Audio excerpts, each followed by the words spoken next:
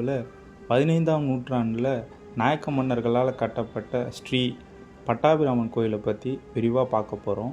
இந்த கோயில் பார்த்திங்கன்னா ஆல்மோஸ்ட் 600-700 வருஷம் பழமையான கோயில். இப்போ பார்த்திங்கன்னா இந்த கோயிலில் வழிபாடே நடக்கிறது கிடையாது. ஏன்னா இந்த கோயிலுக்குள்ளே பார்த்திங்கன்னா கர்ப்பகிரகத்துக்குள்ளே பெருமாள் சிலையே கிடையாது. அது ஏன்னு பார்த்திங்கன்னா முன்னாடி நடந்த முகலாயர் படையெடுப்பில் பார்த்திங்கன்னா முற்றிலுமாக அந்த கோயில் டேமேஜ் ஆயிடுச்சு. ஸோ அப்போ அவங்க உள்ளே இருந்த பெருமாள் சிலையை உடைச்சதுனால இன்றைக்கி வரைக்கும் பார்த்திங்கன்னா அந்த கோயிலில் எந்த ஒரு வழிபாடும் நடக்கிறதே கிடையாது. இப்போ இந்த கோயிலை பார்த்திங்கன்னா பாதுகாக்கப்பட்ட பகுதியை அறிவித்து நம்ம தமிழக தொல்லியல்துறை பராமரிச்சுட்டு வருது.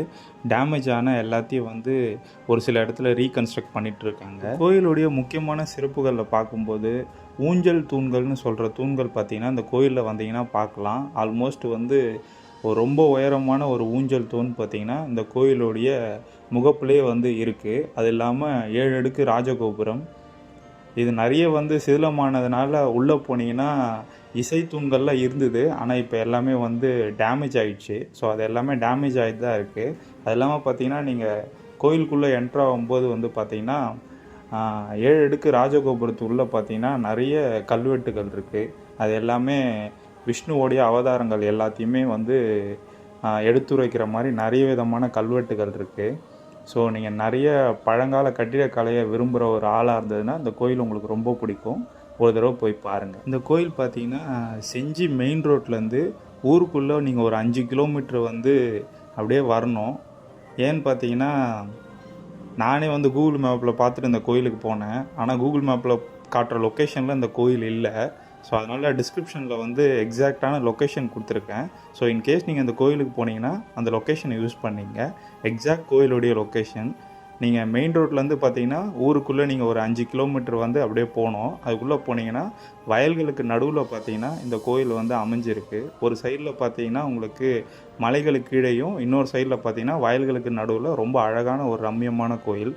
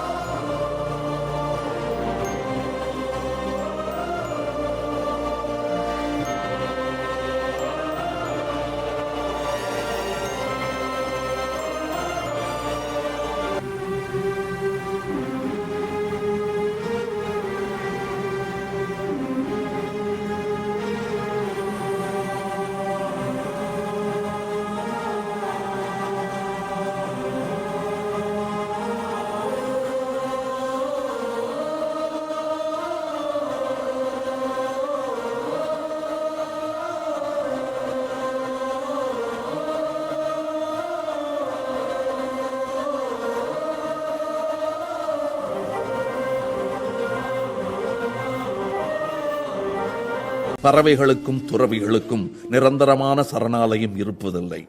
நானும் ஒரு பறவைதான்.